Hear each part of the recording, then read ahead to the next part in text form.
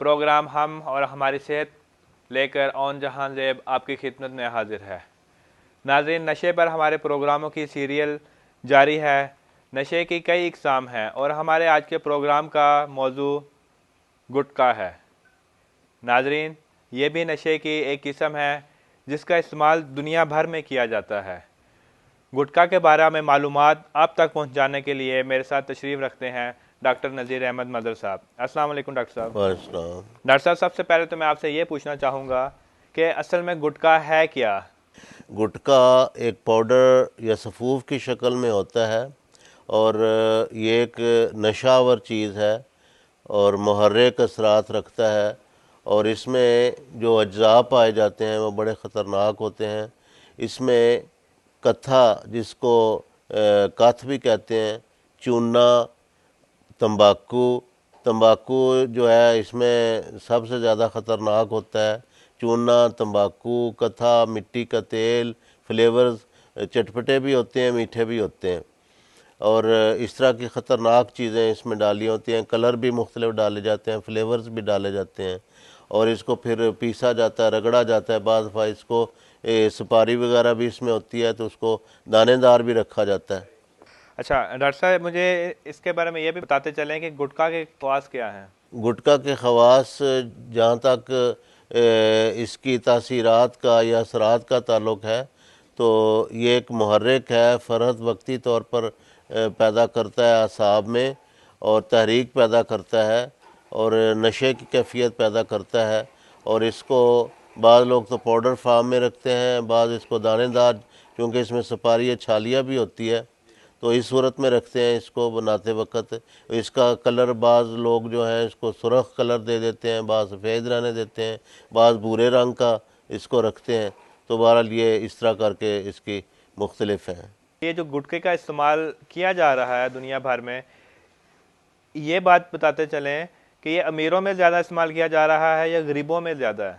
ये ज़्यादातर गरीबों में है। गरीब लोगों के जो बच्चे होते हैं, क्योंकि सस्ता होता है, आम दस्तियाब है और उनकी माली दस्तरस के अंदर है, इसलिए इसको गुरबा के बच्चे इस्तेमाल करते हैं।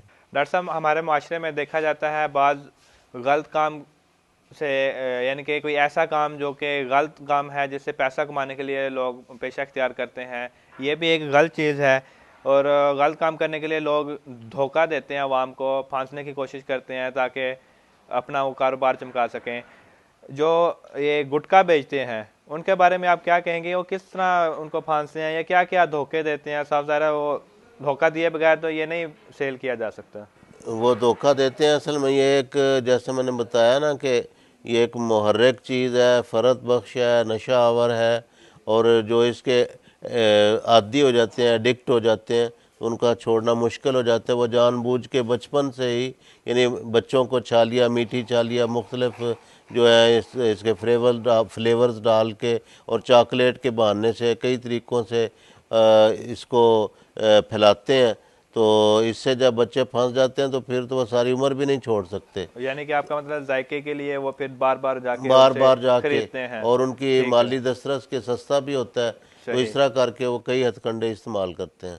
अच्छा डॉक्टर साहब, मैंने ये देखा है माशरे में बाद लोग सिगरेट नोश हैं जो सिगरेट छोड़ने के लिए ये बहाना भी लगाते हैं कि हम सिगरेट छोड़ने के लिए गुटखा इस्तेमाल कर रहे हैं। ये क्या वो है? ये है कि सिगरेट में तंबाकू होता है या हुक्के में या सिगरेट में, और इसमें भी तंबाकू होता है। इनके रूट या रास्ते मुख्तलिफ हैं। जो तंबाकू पिया जाता है, यानी स्मोकिंग धुएं की शक्ल में फेफड़ों के अंदर जाती है, सिगरेट या हुक्के या शीशा की शक्ल में, तो वो फेफड़ों में जाती है, खून में जज़ब होती है, निकोटीन का ज़हर होता है।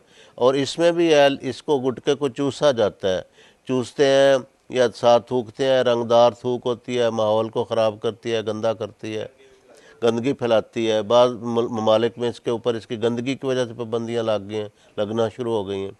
तो ये जो रूट है ये चूँकि मैदे में जाता है, फिर वहाँ से जाके जिस्म को मुतासर करता है दिमाग के ऊपर, यानी मैदे में जाके आगे मैदे से जो इसका फैलाव है वहाँ से शुरू होता है।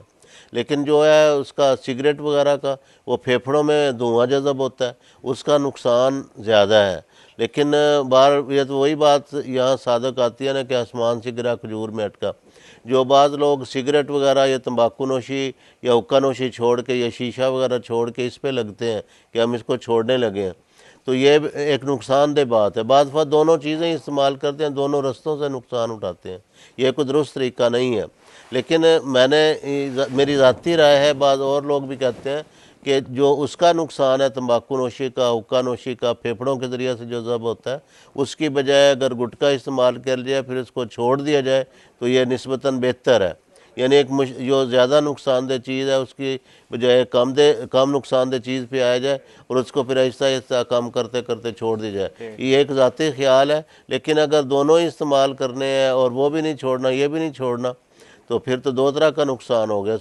तो इस वजह से मैं तो यही कहूँगा कि बाद लोग बहाना साजी से काम लेते हैं ताकि दो किस्म का नशा उनको मिले, और ये गलत तरीका है। अगर वो वाकई मुखलिस हैं छोड़ने में, तो ये एक अलग बात है कि वो तंबाकू नोशी छोड़ के, यानी जो फेफड़ों के ज़रिए से सिगरेट या हुक्का की शक्ल में, उसको छोड़ें, इस पे लगें बिलफर्ज, और फिर इसको आहिस्ता आहिस्ता काम करते करते इसको छोड़ दें, तो ये तो एक अच्छा पहलू है। लेकिन अगर दोनों इस्तेमाल करते हैं तो ये तो इंतहाई ख़तरनाक है। डॉक्टर साहब ने बताया कि गुटखा में कत्था डाला जाता है जो चूने की शक्ल का है शायद, या चूना है। नहीं, वो भूरे रंग का होता है और पान की दुकानों से मिलता है। छालिया, कत्था, ये चीज़ें होती हैं।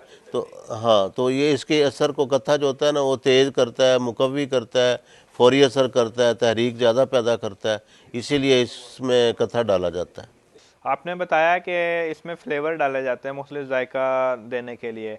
वो जायका क्या, किस किस्म का डाला जाता है, उसमें क्या चीज़ें ये लोग इस्तेमाल करते हैं? मुख्तलिफ़ चीज़ें इस्तेमाल करते हैं। मैं चटपटे बाज़ फ्लेवर डाले जाते हैं, बाज़ मीठी चीज़ें डाली जाती हैं, कलर डाले जाते हैं, खुशबू मिलाई जाती है, और ये सिर्फ अट्रैक्ट करने के लिए, अट्रैक्शन पैदा करने के लिए सारा कुछ, ताकि वो अजीब सा उसका जो है ना जायका पुरकशिश सा बना दिया जाए, जिससे बच्चे ख़ास तौर पर और बड़े भी, और सारे 15 साल से देखा गया कि कम उम्र के बच्चे जो है ना, अनजान बच्चे, इनको ज़्यादा फंसाने की कोशिश करते हैं। जो कारोबारी लोग, उनको हवस इज़हार होती है, वो इससे साल चाहते हैं कौम के बच्चों का, और इस तरह करके उनको पैसे से गरज होती है, किसी के मुस्तकबिल तारीक हो, रोशन हो, उनको इस बात से कोई गरज नहीं होती। अच्छा डॉक्टर साहब, ये बताएं कि ये जो लोग गुटखा बना रहे हैं, क्या वो सेहत के उसूलों को मद्देनज़र रखते हैं गुटखा बनाते हुए, या क्या उनका है? हिफ्ज़ाने सेहत के असूलों को हरगिज़ मद्देनज़र नहीं रखा जाता। उनका जो माहौल जहाँ वो बनाया जाता है, इंतहाई गलीज़ और जरासीमों से आलूद उनका वो माहौल होता है जिसमें वो बनाते हैं, और इंतहाई गंदगी होती है वहाँ पे, जरासीमों की वो आमाजगा होती है वो जगह। गवर्नमेंट ने कई दफ़ा छापे मारे हैं, वीडियोस बनाई हैं, टीवी पे नशर किया है, लेकिन उनके हाथ बड़े लंबे होते हैं, कुछ दे दिला के वो फिर वो छूट छाट जाते हैं। इंतहाई ख़तरनाक माहौल होता है जहाँ ये चीज़ें तैयार की जाती हैं हिफ्ज़ाने सेहत के असूलों के। ये बिल्कुल वो ना गंदगी का हद दर्जा माहौल होता है, और वो बहुत ही ख़तरनाक होता है जहाँ ये चीज़ें तैयार की जाती हैं। डॉक्टर साहब, मुख्तलिफ किस्म के नशे हैं जो कि इस्तेमाल किए जाते हैं, किसी का इस्तेमाल, किसी का असर ज़्यादा है, किसी का कम है। गुटखा नशावर में क्या है, क्या है इसमें तंबाकू है, कत्था है, सबसे ज़्यादा तो तंबाकू का असर है ना, जो नशा पैदा करता है। चूना वगैरह इस तरह की जो चीज़ें ख़तरनाक भी हैं, उसके असर को तेज़ करने के लिए, तो ये इंतहाई ख़तरनाक है। तो जिस तरह बाकी नशे हैं, इसका नशा जो है कैफ़ीन की तरह भी होता है, और कोकेन की तरह, जिस तरह कोकेन असर करती है, इस तरह करके इसका नशा होता है। डॉक्टर साहब, आपने बताया था पिछले प्रोग्राम में कि सिगरेट पीने वालों को अक्सर फेफड़ों का कैंसर हो जाता है। क्या गुटखे से भी कोई कैंसर वगैरह का सबब बनता है? इसका जो कैंसर है, चूँकि इसमें भी तंबाकू है और मुंह में रखा जाता है, चबाया जाता है, दांतों का कैंसर, मसूड़ों का कैंसर, होंठों का कैंसर, गले का कैंसर, ग़िज़ा की नाली का कैंसर, मैदे का कैंसर, अंतड़ियों का कैंसर, इस तरह करके बहुत सारे कैंसर हैं जो इसके नतीजे में होते हैं। ये भी बताते चलें डॉक्टर साहब कि गुटखा के जहरी बद असरात क्या क्या हैं? जहरीली बद असरात अगर हम शुरू करें तो वो सर से शुरू होते हैं, दिमाग से, ब्रेन से।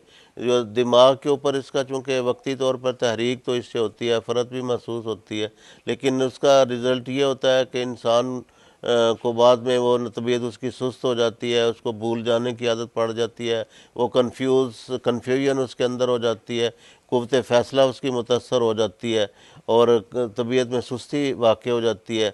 और इस तरह करके जो है ना काम करने की सलाहियत उसकी काफ़ी मुतासर होती है, वो काम करने के काबिल नहीं रहता।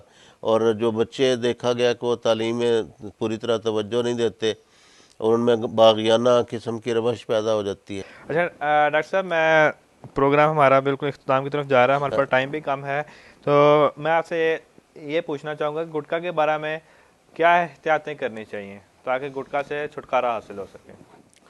अ, एहतियातें इसकी यही हैं कि बुरी सोसाइटी को तर्क किया जाए और इससे बचा जाए। मसरूफियत पॉजिटिव किस्म की होनी चाहिए, जो लोग फारग होते हैं ज़्यादातर वही इसमें इन्वॉल्व होते हैं। डॉक्टर साहब, सवाल तो मेरे पास और भी बहुत हैं, लेकिन हमारे प्रोग्राम का वक्त ख़त्म हो गया है। मज़ीद सवाल के लिए मैं आपको दोबारा यहाँ पर ज़हमत दूँगा। नाजरीन, प्रोग्राम का वक्त तो ख़त्म हो गया है, लेकिन मज़ीद सवालों के लिए मैं नेक्स्ट प्रोग्राम में आपके लिए मज़ीद सवालात लेकर डॉक्टर साहब की खिदमत में हाज़िर होऊंगा और उनसे मज़ीद मालूमात लेकर आप तक पहुँचाऊँगा। तब तक के लिए इजाज़त चाहते हैं। अस्सलाम वालेकुम व रहमतुल्लाहि व बरकातुहू।